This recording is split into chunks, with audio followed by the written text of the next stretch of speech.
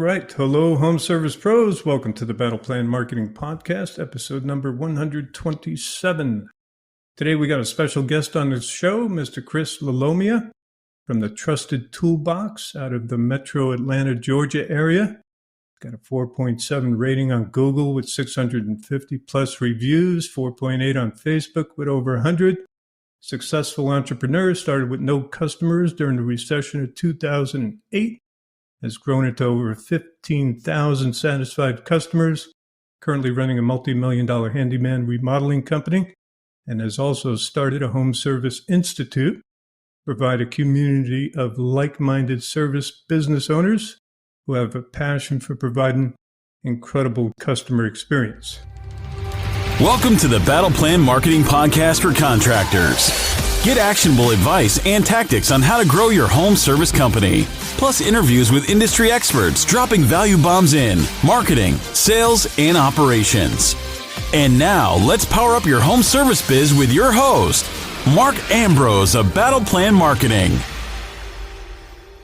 Welcome to the podcast, Chris. Thanks for having me. Looking forward to it. And especially I was digging that the 4.7 Google reviews that you brought up, because I'm very proud of that with our company. Yeah, as you should be, man. 600, 700 reviews, another 100 on Facebook. Not easily done, so congrats. Not easy to get that, put out that kind of quality service, but get your customers to place reviews as well. So hats off to you, man. Thank you. Yeah, no, it's been a struggle, and but we feel like we're definitely doing the right thing right now. Yeah, awesome. So let's tell the listeners a little bit of what you do, where you do it, who you do for. Yeah, so we're in Metro Atlanta area. I have got 15 handymen that work for me. We do all the stuff around the house like drywall repair, woodwork repair, fixing your deck, maybe hanging a door or two here and there. And I also have a remodeling division where we take care of bathrooms, kitchens, and decks. And so I have 44 employees. We do it all around North Metro Atlanta. Nice. Yeah, I see you cover a pretty big area, Atlanta, Duluth, Norcross.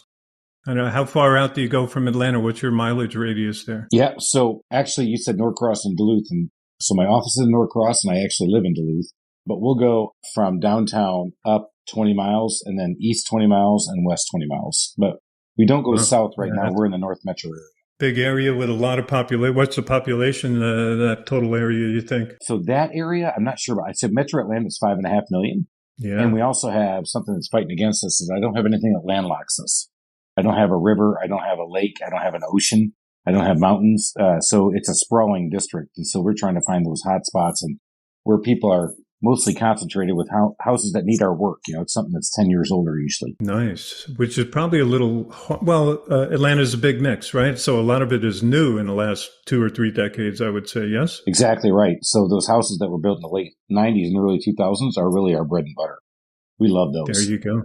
There you go. So what is your bread and butter there? What do you prefer? The remodels, bathroom, kitchen, or I see you do outdoor decking and stuff like that as well. What's your preferred service? All right. So our best service is wood rot repair.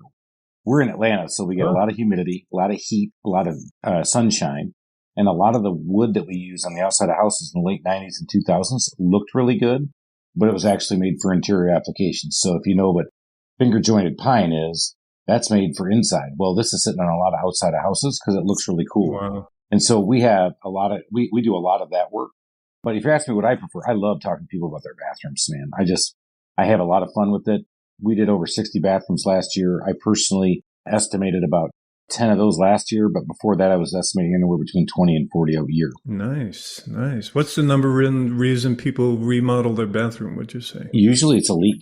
One of the biggest surprises, I've been at this for 15 years, one of the biggest surprises to me is that people who are tilers aren't really tile specialists. They'll say they're a tile guy, but they're really not. And I always put them on a pedestal in terms of artistry. Like if you can do two-piece crown, if you can do stained grade molding, and you can do tiling, for me, you're an artist. And what I found is that there's just not a lot of artists in that world. Really? Wow. It's amazing. Yeah. Everybody outside of the cat videos on YouTube, I like watching those, those tile guys. There's some super artists out there, but I guess they're big outliers. Yep. There's a lot of pretenders for sure. God, that's crazy, huh? Yeah, it's a bummer. So if I was a prospect out in your area, Chris, why should I hire the Trusted Toolbox? What's your unique value proposition out there. I love that you say that because I push this on my team all the time. What makes us unique is we prioritize professionalism above all else. And when you work with our company, you're going to expect a professional atmosphere, the way we work, from that first phone call in to the minute we actually even do an on-site estimate or one of our employees shows up to do the work on the house. When you're interacting with our office, which I have 4 ladies in the office, plus a scheduler and a quality assurance manager, you're going to have a professional experience in what is typically an unprofessional world where we're usually excused for it. Like, we've all had guys. He didn't show up today because his car broke down. I'll let him come tomorrow. He's a good guy. Well, if you've been in the business as long as I have, 15 years, I'm going to be honest with you. His car probably didn't break down. But it doesn't really matter because he didn't show up. But he's kind of a nice guy, or did you really like his price point? So we get a break in construction where people kind of give us a little leeway. But I'm finding that the leeway is starting to get shorter and shorter. So we prioritize communication, professionalism, showing up when we're supposed to show up, completing the work until the job's completed, and then giving a 1-year warranty on all the work we do. And so that's why we've been able to build up our reviews, build up our quality. We did 2,800 handyman jobs last year, and we did 210 projects. Wow, that's awesome. So how do you control that, Chris? How do you do your, what's your training like? How do you control that out in the field? You know, how do you make them follow your SOPs out there? So hard, right? Because especially as entrepreneurs, the last thing we want to do is give up control. And it's one of the things that got really hard for me to do that. But I started to do it little by little. And we have training twice a month where we bring the guys in and we'll train them around customer experience, operational processes, and technical things. Because if I don't give something back to them and make their job easier, the other stuff is blah, blah, blah. You know, don't tell me about call the customer. Don't tell me about I got to log into my iPad to get to my work order. You tell me something cool about how to make my job easier. I can use that when I'm out in the field. Then I'll listen to the other 3 things. So we've done that, and that's really helped. So I think Warren Buffett said it best, you know, getting bigger is not better. Getting better is better. And right now, my company is performing better without me in the day-to-day than it does when I'm in the day-to-day. And I just proved that this week again, because I got in the middle of something and I screwed it up all the way around. I didn't communicate correctly to my friend. My friend was expecting this. My team didn't know that I told them I was doing this. And I was like, you know what? I just called my friend and said, look, you know me. You know I'm a good guy, right? I said, I screwed up. I said, I'm just going to have you call my office and they're going to make it happy. And literally last night he called back and said, hey, I just want to tell you, man, my wife's thrilled with all the work you did. And I want to tell you, you're right. You're better when you're not in your business. So I'll see you on the golf course. That's good stuff, man. That's good stuff. I love it. So you have a GM running the show in there, Chris? Or So I've got my quality assurance manager and my scheduler run the handyman. And then I have a remodeling manager who runs the remodeling side. I don't have a GM yet for the handyman, but that's a great point. I think I've got to get to that point at the end of the year because I've got a sales manager. And between the 3 of those, sales manager, quality assurance manager, and scheduler, I think they run a pretty tight group. But I've got to find somebody who can start to put it cohesive because we've also opened another branch about an hour and a half outside of Atlanta in Athens, Georgia, which is where the University of Georgia is. Oh, nice. Yeah.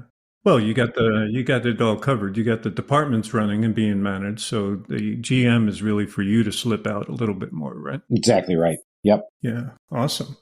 So let's talk about what tools are you giving these guys? What software tools and stuff like that? What are you using out there? Yeah, great question. You know, I just was, because you mentioned this before I had my own podcast, and I just had somebody on saying that in construction and home services especially, we seem to be behind the times in terms of adopting technology and better processes. And I felt like I was on the forefront. I use a CRM system called Bonago. So it's an off-the-shelf web-based application. I'm finding that I picked it 7 years ago, feeling like that was going to become the big one.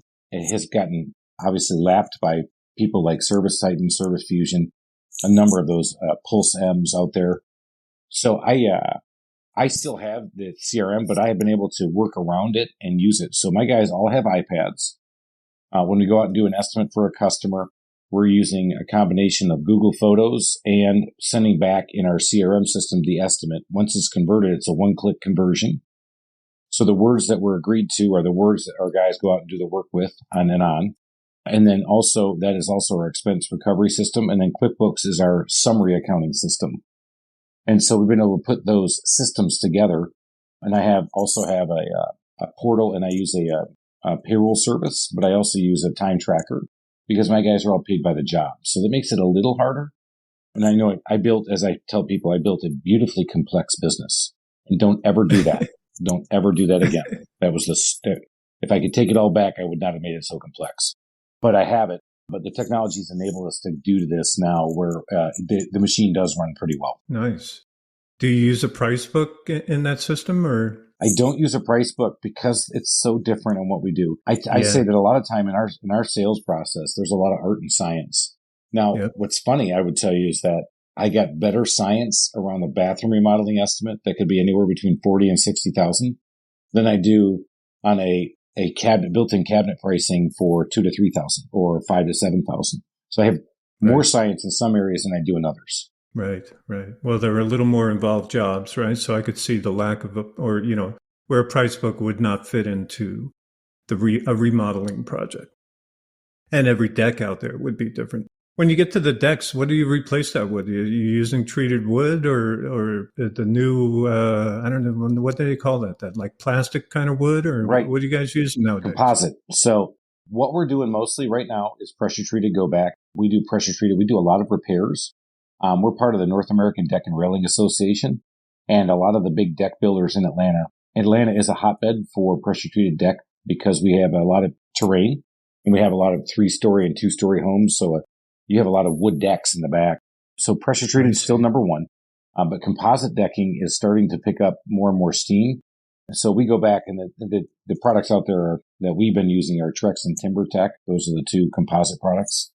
But usually what's happening with COVID, people are more likely to pick up those numbers and say, okay, that's a value to me and I'll do it, because they are usually anywhere between 30 and 40% more than a PT deck or a pressure treated deck. But what we're finding is that people are like, you know what? I'm going to be here more. I'm in my house more, which is making home services great for all of us. Right. There's 7 days in a week. And man, before I started my business, I used to travel 5 days a week, and I was only in my house 2 days a week. And right now, if you're in that business I was in before, which is consulting and banking, you're in your house sometimes 3 and 4 days a week and only traveling 2 days a week or 3 days a week, or you're going to the office 3 days a week. So you're in your house more. And with that, what we're seeing is that people want to do more in their house.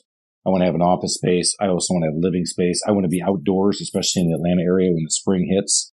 So they're willing to spend a little bit more on those projects than they would have, let's say, 3 years ago. Yeah. Wow. I didn't even think of that. Yeah. So that's a byproduct of COVID is we got a lot more at-home workers, remote workers who want to make their home environment more comfortable. Yep. How about add-ons? Are you doing like additions to homes then as well, or you stop at that? So that's where we stopped. You know, one of the things that we talked about is 15 years ago, I'm not proud of this, but I will tell you, I would do anything to anybody at any time. You gave me a project and I would say, yes, yes, yes, yes. Right. And now I realize I told this story before, but about 10 years ago, we did an $80,000 project. We had not done a project of that size, not even close. But I let my sales guy talk me into it, didn't manage it correctly. And by the time we're done, and remember, I kind of came out of banking and finance. My hard costs on that project were $84,000. I lost $4,000. As I've told people, I would have been better in my best interest just to write this guy a $2,000 check to say, hey, we screwed up. We don't know what we're doing. Go use that for somebody else. I got to go make money. In the very beginning of the project. Yeah. Oh, so bad. Yeah. So now I think that's the thing that's beautiful about as an entrepreneur, and you're always trying things and you're iterating through and trying to figure out what works, what doesn't work. Now I feel like I still am making mistakes, but those mistakes are different. And I would say fewer, but sometimes they just hit you more because you're like, after 15 years, I should know this. But so the answer is we do not do big additions. Yeah, well, that's good. You know, it takes a while to learn your bread and butter, and human beings, as you said earlier, gravitate towards complexity. In the beginning years, we'll take on anything, to get the, cash flow and revenue going. But, it's a good lesson for everybody out there. We too are, we used to do marketing for all kinds of contracting companies. And just now we're zeroing in just on plumbers, right? There's a lot to know just right there. And exactly right. We can't know everything for everybody. If you wanted to hire us for remodeling, I don't know a squat about remodeling. So, nor do my writers, et cetera, et cetera. So, zero in on what works for you, right? Yeah, absolutely. That's a great lesson. Take that away. It's hard to find. You still got to find it. It's never as easily pushed as you think. It's not the easy button. That big red easy button that I think Office Max pushed years ago is their part of their branding. You got to find it. You're going to keep looking for it. You're going to push a lot of buttons until you find the one that works for you. Yeah. Marketing, we like find one avatar, one customer type, and one problem, and just do that. Just solve that. So for you, it's remodeling, kitchen and bath, and the backyard, the deck. So you got 3 basic profit centers there, 3 services you love doing, you're good at doing. Even that's a lot, but the 2 are at least related, right? The bathroom and the kitchen remodeling. Absolutely. In fact, what we're trying to do right now is establish ourselves as the premier bathroom remodeler in Atlanta. That's where I've actually doubled down with my advertising dollars. Not doubled, but that's where I put a lot of my additional advertising this year was just the bathrooms. Back to your point, just bathrooms, just in single family homes. Yeah. And so that's and then what we're trying. Over time, you become a freaking master at it. And, nobody in town is as good as you are. Right. And we've done a lot and seen a lot. So we feel like we are pretty good at it. And for, people out there, on a little marketing secret, SEO secret is when your reviews are writing keywords, bathroom remodeling, hey, Trusted Toolbox was awesome at remodeling our bathroom. Those add up over time and help your Google Maps listing rank better. Your website rank better if in those reviews the people are repeating keywords that are about your services. So that's a little SEO secret for them. If you can get them to mention the services they provide or you provided for them, that'll help you out. Taking that away, I've learned something today. Yeah. In fact, if you go you search yourself, you search your own company, go in incognito mode and search your own company in Google. And then you'll see your knowledge panel, your listing on the side. And somewhere about the middle, you'll see little word bubbles of the common words that they're noticing in the reviews of people writing reviews. So the more of those that are the same, the better off you're going to rank. Duly noted. I'm going to go do that later too. I got 2 things that are written down. There you go. Well, they're probably doing it for you because you're specializing, right? So let's talk about, a couple of things that are important to growing that business. What helped you scale like that? What would you say? Number 1 has got to be the training. And so here's what I'm going to tell you. Is, of course, number 1 thing we all have to worry about are people. I said, but I had somebody coin this just a week ago, and I agree with this. I can't find good people. I can't keep good people. It's becoming white noise, man. I mean, we all have the problem. And there's an article I got a guy looking for it right now that I saw flash across my LinkedIn profile about a year ago. And you read the article, and then at the end, it tells you the date. And the article reads, I can't find good people. I can't keep good people. The construction trades are never going to be here. We're going to never have construction people ever again. And the article was written in 1968. Wow. So, yeah, exactly. So forget the white noise of people. Let's talk about other stuff. How did it help? How did I scale and how did I do it best? I actually put this in my book. And so I wrote a book called From the Zoo to the Wild, My Journey from Corporate America to Starting and Scaling My Own Business. And in that, again, back to the iterating, it was process first, technology second, and then reinforcing training. I realized who I had that was working for me, and I started to adapt my training to speak in their voice because these guys are not classroom learners. Most of my guys are carpenters, drywall specialists, plumbing, they're craftsmen. There's a reason they didn't go to college, right? They didn't want to sit there and have somebody lecture at them. They just wanted to do their hands, be a craftsman, be an artist in what they do and show it off. Right. So don't make me sit here. They're not going to listen to this podcast, right? And no offense, but they're not going to listen to my podcast either. But they're also not going to go sit there for 2 hours and listen to a lecture. But if you show them something, make something happen to them and tell them why it's going to make their life better, then they're digging it. You definitely want them working on your house. So the training was probably the biggest thing that helped me scale. And that's why today my business runs better without me in it. Yes, I still have to be involved. I'm still handling the biggest issues. I'm still handling, the leadership part of this thing and making sure things are on the periphery. But by and large, on the whole, it runs better because of our training and getting these guys together every other Wednesday. Yeah. I couldn't agree more. It all starts with training. I just finished Tommy Mello's book, Elevate. Oh, yeah. Do you know Tommy? I do. He's pretty much a legend in the home service business, A1 garage doors. Yeah, know him well. His one of the first things he did was, build a training center. Yep. And then evidently he bought an apartment building right across the street, and he brings his guys into the apartment building, and he lived in that apartment building for, like a decade plus. He did. So it's all about training and performance pay, according to him. Your dream has to be big enough to fit their dreams and your dream, which I liked a lot as well. Do you get into, you're paying per project, right? Yep.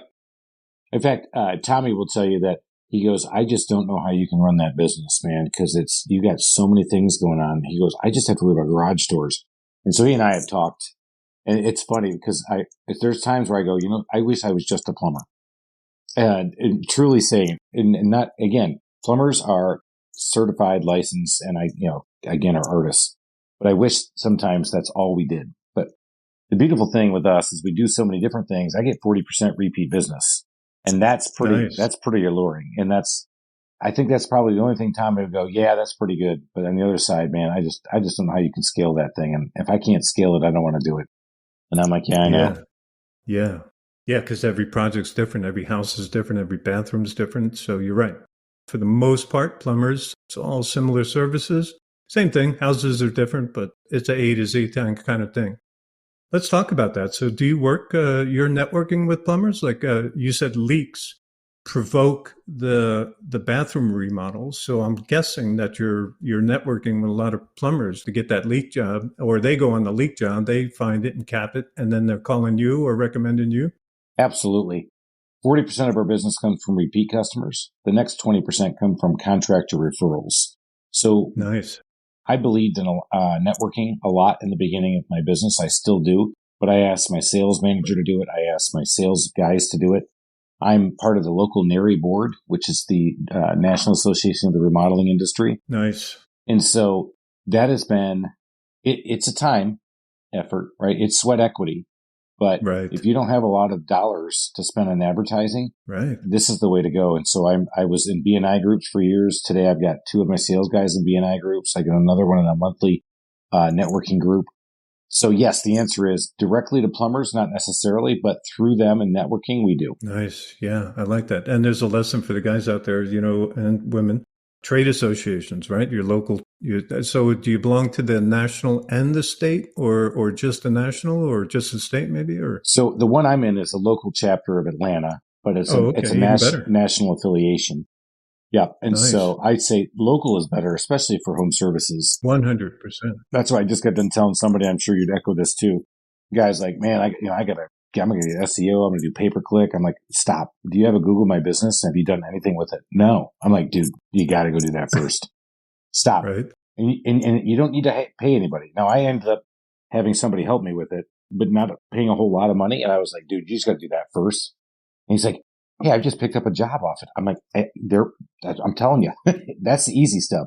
Then you can get bigger and start getting with a firm and having people help you. Yeah, excellent advice. Definitely. And you can pretty much do your own Google business listing, and you should. And there's not a lot you have to do in there, but then keep it going daily. So upload. I see you're really good at posting. You're making Google posts almost every day, I saw. So that's awesome. Uploading images and then, getting reviews. Those are really the 3 things you should be doing daily or weekly out there.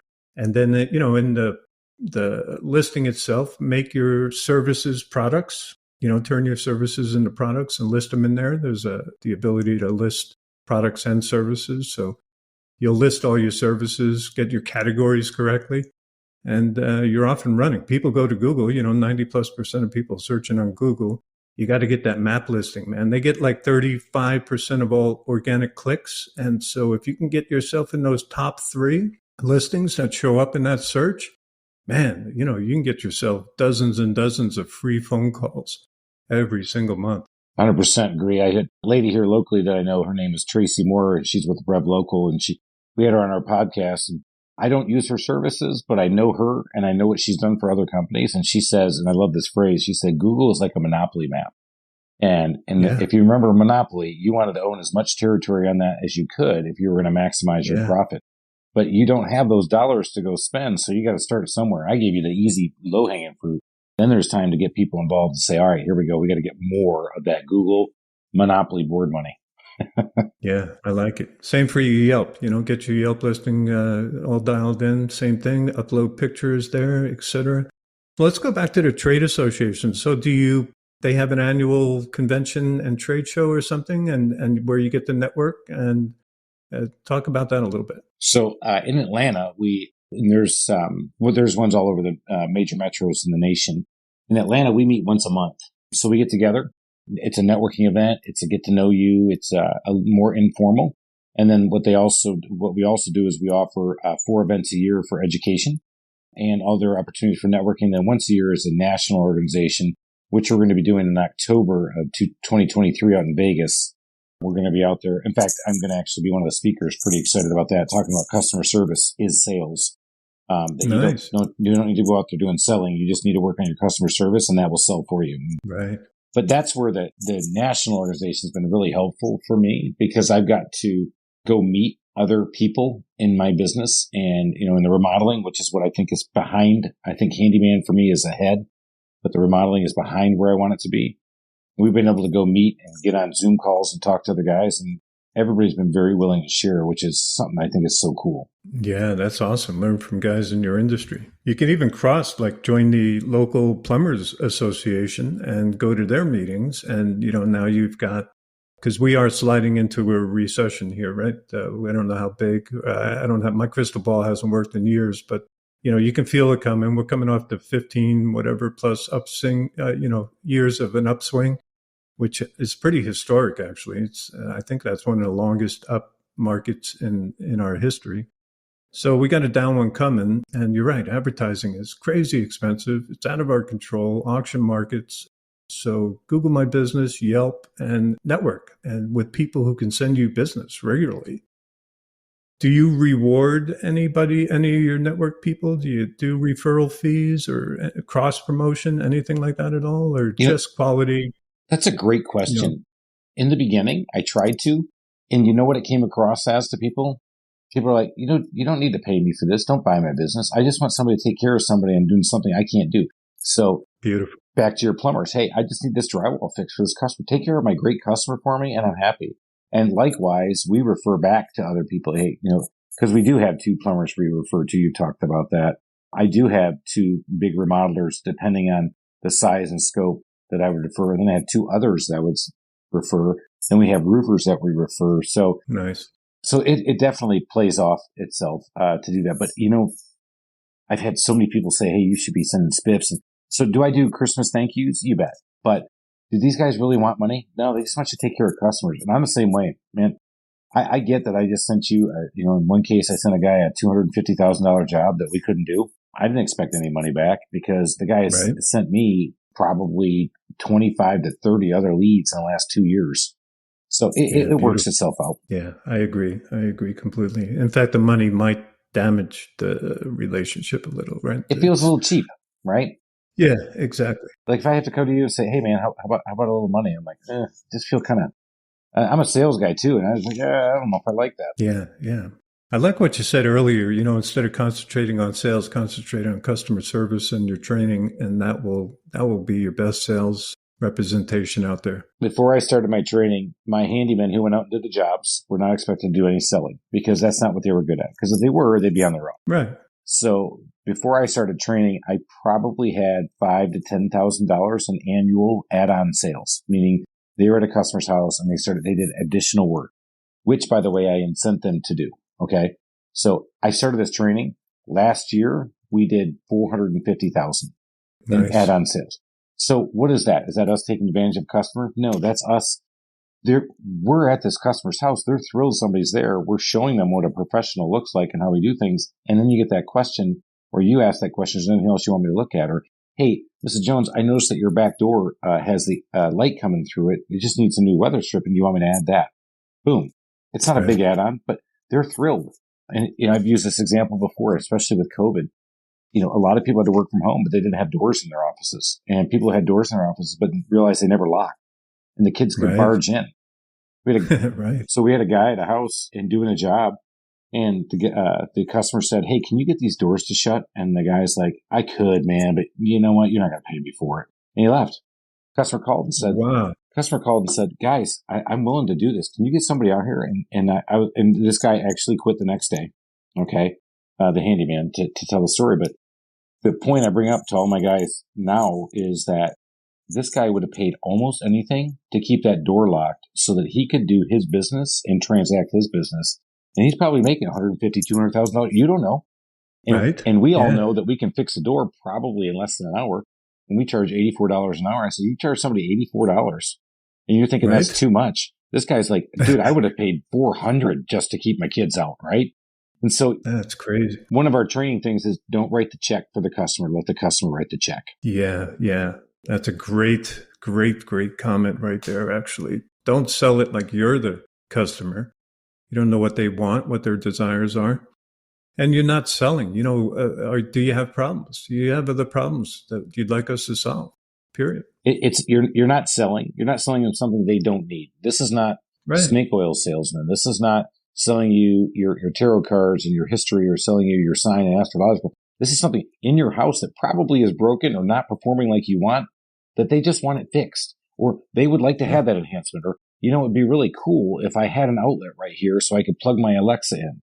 Because that was another example of the guy says, hey, can you put an outlet up here? And the guy's like, you don't want an outlet up there. And the guy's like, yeah, I want an outlet up there because I want to put it, because he wanted to plug his Alexa and put it on his credenza so the Alexa could hear him better. So, hey, let's do this. So that's what we train our guys on that stuff as well. That's beautiful. So if leaks are provoke remodels, then you're kind of in the mitigation world at law. Do you get involved in water damage mitigation? No? We try to stay away from it. I will tell you what happened in 2023 or 2022 end of over December. The southeast of the U.S. had a huge cold snap, and a lot of pipes are not insulated correctly. I don't know where you live, but I came from Michigan originally. Didn't happen in Michigan, but we had a 3-day cold snap. So a lot of pipes burst. Right. The remediation companies are so far behind. We're sitting here doing this to timestamp, but we're 4 months away from that. So we are doing some putbacks, but we really don't do remediation. Gotcha. Yeah, that's a big market unto itself out there. It sure is. Gigantic. Yep. Yeah. Time delays, insurance paying for it and all that good stuff. But a good market for plumbers out there is the mitigation part, not the restoration part. That's where they, recommend the Trusted Toolboxes of the world. But the mitigation part, plumber can double, triple their income on a water leak. You bet. Yeah, it's a nice world. Let's talk about, pluses and minuses. So give me an example maybe of something kind of horrible that happened, but turned out to be awesome in the long run. Anything in the history there? Yeah, I've got one. I actually put this in my book. We did a bathroom model for I'll say it now, an ex-friend of mine. He was a friend. It went the wrong way. Admittedly, we'd made some mistakes in the beginning. He looked at me halfway through it and turned out to be a bad customer. We started out on the wrong foot, but we were not allowed to get back and rectify things. He looked at me and said, dude, you guys are making so many mistakes. Let me recommend this book called The Checklist Manifesto. And it's by Artul Gawande. And I read the book, and what it is, it's about implementing checklists in your companies. And he talks about pilots having a checklist. If you've ever flown, you'll see them run through a pre-checklist. If you've ever seen a surgeon before a large surgery, he uses a checklist.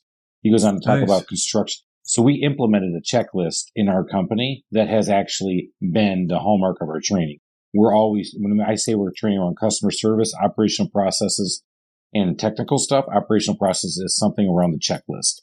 And so we have a checklist developed by my lead technicians. We have a technician advisory group and my scheduler, my quality assurance manager that we continually revamp once a year. But that checklist has been big. So there's a plus that came out of a really big minus. That was nice of that client to recommend the book, right, for you. That was pretty cool. Yeah, I didn't feel like that at the time because he was also telling me he wasn't gonna make. I actually just said, if you could just cover my hard costs, and he said he wouldn't. So, wow. Yeah, that's where I went, okay, we weren't allowed to fix it and do it right. And then the person who had come in and do it after us, I saw the pictures and I was like, quality was horrible. But there's nothing I could do about it at that point. Yeah. Well, it paid back thousandfold probably and going out, establishing your SOPs for your squad out there. I actually say that right now that was probably a great $4,000 consulting gig. Right. Yeah, exactly. Yeah. Right. People pay to go to college or whatever, right? So trade school, and we're investing in ourselves. Sometimes it hurts a little, but it always does, right? Paying for anything is a little pain. How about a common myth out in your industry that you'd like to debunk? Anything come to mind? Common myth I'd like to debunk. Probably that. Not to put you on the spot. No, that's a good one. Nobody's an expert in the house. Sometimes because your neighbor liked using this handyman and he was fixing your neighbor's fence and you bring him in and he is going to replace your sink fixture, that is not a common skill set. And you talked about plumbers. And, plumbers are sometimes the worst carpenters and drywall guys I've ever seen in my life. Right. But flip side, a carpenter and drywall guy wouldn't even know how to turn the water off in the house to even get started. So nobody is an expert in the house. And just because their hands are dirty and got calluses on them, like I actually still have some, not many, I'll be honest. But just because that happens doesn't mean they're an expert. So debunking the myth, a little bit of checking before you have somebody do something pretty technical is good. Now, you're not going to know it all. And by the way, there's a lot of stuff on the internet that tells you how to do things wrong. Yeah. Yeah. That comes back to, knowing your niche, right? Stay in your lane. And when you're hiring, same thing, hire for the lane. Yeah, absolutely. Yeah. When you guys are out in the field, so you talked about, out in the field, they're growing business, right? And I can't think of probably a single house that doesn't have multiple things to fix, even though I'm hiring you for X, I also have Y and Z, I'm sure, every single house, right? So do you train you guys to ask questions? Are there other things in the house you'd like us to take a look at? How do you get them into that? So I'd say there is so much that's on their mind. Again, back to the employee that I'm working with, I call them these are my lone wolves who have come into our wolf pack. And so I ask my lone wolves when they're done to think of themselves as artists. And as artists, a lot of times, if you think about somebody who's either a great painter or think about that guy who plays the guitar really well at the local bar you went to or the restaurant you go to, he doesn't need to ask you for more gigs. People ask him for more gigs because that's an insult. So I told him that's not an insult to ask people if there's something else you want to look at in the house. Right. What we do is we give them ideas on things that we know. And I gave you the weather stripping one. We talk about weather stripping. We talk about drywall repair. We talk about a lot of trim repair because wood rot repair can lead to really bad things. If you don't fix some trim around the window, it can leak into the framing of your house and really start to screw up the inside. So they start to say, well, wait a minute, I'm actually saving these people money by showing them this stuff. Now I'll talk to them. And then the biggest thing, I don't want to give them too many things to close out on because I'm hoping that they close out the ticket with the right labor charges, the right material charges, and they're invoicing correctly. We always end with this. And we use a line and said, it would mean the world to me if you give me a great review. If I didn't earn 5 stars, let me know and I'll make it happen. And that's how we've been able to get these reviews. And that's how I know they're closing, because if you think about all the words I just said, that opens you up, or me as the customer up, to say, oh, by the way, this, or you know what? Could you just go wipe off that baseboard for me? And I'd be thrilled. And while you're doing that, I'm going to go onto Google and give you a 5-star review. I love that. I love what you guys did. I'm going to have you back out to do more work. Okay, great. Well, just make sure you ask for John. That's beautiful. I love that. That's a nice way to, hey, are you appreciating what we're doing here? Are we doing a great job for you? And then it opens the door. So, also in advance while the guy's still in the house that, they are happy completely or something's lacking in the service, right? I like it a lot. What would you say is your favorite part of owning the business, Chris? Well, my favorite part is watching a team solve a problem without me. I do pride myself in my leadership and being able to inspire and also provide a great work environment. Is it always happen like that? No, of course not. Can I be a pain in the ass to work with? Yes, of course. But when I see them solve a problem that was without me, I'm really thrilled. When I see somebody come back and write an email to me, I just want to let you know what happened is that you guys may have started out on the wrong foot, but you proved to me that you're a company that will stand behind their word and make things right. And I will always use you and always continue. That's one of the best ones I've ever had. Now, I don't want that one going on Google because we started out bad, but it showed me that the team was able to solve that problem and didn't need me to tell them what to do. Hey, Chris, what should I do? Well, you should take care of the customer. And that's a little bit from the Ritz-Carlton of allowing and empowering your employees to do right because they want to be proud of what they did. Like right now, Right. I'm not in my office. And I would tell you that every one of them in my office is thrilled that I'm not there for a lot of reasons, but they're also proud of what they do because they know I appreciate what they do. I like it. I like it. That's good. So your technicians out there, they have a pretty high ceiling for their own income potential, or? They do. I've had 2 guys right now who were on their own and literally last year said, I made more here than I did on my own. You guys provide my van, and so that offset that cost. So, and I was able to be home. One of them now has 2 new grandbabies he's actually able to spend time with. He always said that when he was on his own, he was working 7 days a week. Right. And so now he's working 5 and a half, work a Saturday morning. So when I hear that kind of stuff, so cool. And then one of the coolest things I ever heard was a guy willing to admit that when he first started with me, his credit score was in the 400s. I didn't even know that was possible, by the way. And today it's in the 700s. And he was able to buy a car for himself. The first thing he's bought for himself since he started into this business 20 years ago. Nice. Yeah. Love to hear that. Oh. Yeah. Watching families grow and be successful. And that's beautiful. That's really the best reward out there, right? Let's wrap it up with 2 questions here.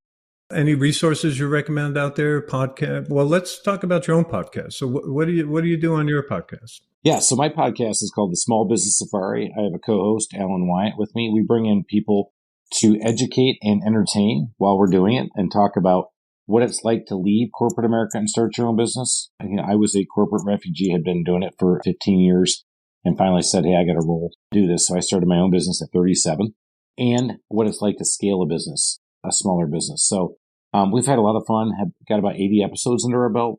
So I actually really like the content. I get some really cool people on.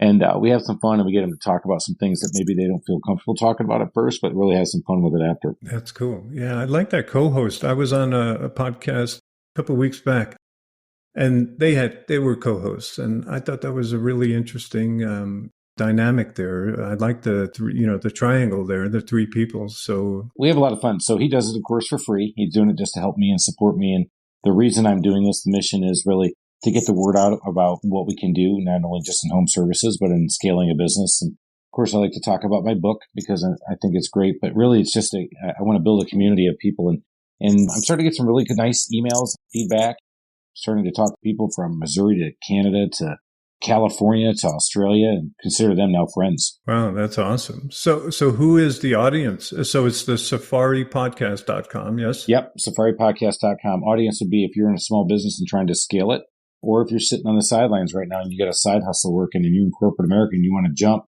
listen to this podcast because before you make that jump into the wild world of owning your own business, and that's why I call it the safari, is that I was in the zoo I made a lot of money. And when I told my wife I was going to leave, she's like, wait a minute. And so, it's, you don't realize the trappings you have until you realize it. But then you also realize when you're out there rumbling, bumbling, and stumbling, man. And I started in 2008 as the recession was taking full hold. Yeah. And it was hard to run against it. There was a lot of headwinds to run up against, but I really learned a lot of lessons. So that's the lessons I learned is in how to scale it. Good for you. So it's mostly men and women coming out of corporate world into building their own business, not necessarily a service business or? Not necessarily a service business, but I would say it's probably service-based just because of my friends. We like to do it with people who live in Atlanta so they can come in with us and we like to drink a beer or 2 or 12. Oh, nice. So we like to have them come in and talk to us, but I also starting to, like I said, talk to people from Australia and Canada and California and England and Germany. And so it's been cool. That's awesome. So you have a little studios there in the Atlanta area. I do. So I've got, because of my office in Norcross, we built a podcast studio in there. And then we've been doing it from my basement as well, just because there's more access to liquor. or closer to his house. Because again, I like it. Alan's doing this. Sometimes they even make Alan bring his own beer. And so not only is he doing it for free, it's actually costing him money.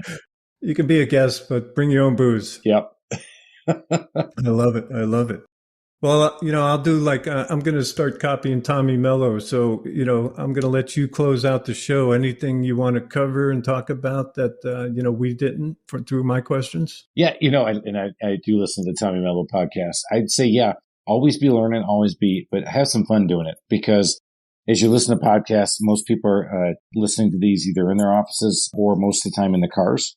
This fills it in and you get some value out of it. I love it. And that's what you got to be looking for little nuggets in everything and anything you do. I just listened to I did Audible and I did the Bob Iger book, Ride of a Lifetime. Well, I am nowhere near the size of Disney. And what in the hell could I pick up from that? Well, here's what I picked up is that leadership at that level is the same as leadership at the level that we are in our own company. But he had 3 goals for his company when he became the CEO. And that was become known as the premier content provider of the world, be a global company, and transform the digital distribution of their products. And if you look at what they've done, he had 3 things, and that's all he did.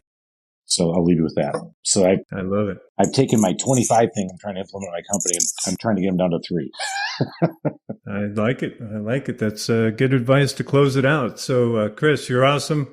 Appreciate you coming on the show, sharing your experience, your knowledge, your expertise with the audience. I'm sure they picked up some nuggets along the way. So many thanks, sir. All right, man. I enjoyed it. Thanks to our listeners out there for sharing their time and attention with us. If you like what you heard, please rate, review, subscribe to our podcast so you get notified of future episodes. Feel free to share this one on your social channels. Good luck out there and create a great day. Thanks for listening to the Battle Plan Marketing Podcast. To power up your home service business, for show notes, visit battleplanmarketing.com/podcast. If you enjoyed our show, please share it on social. Until next time.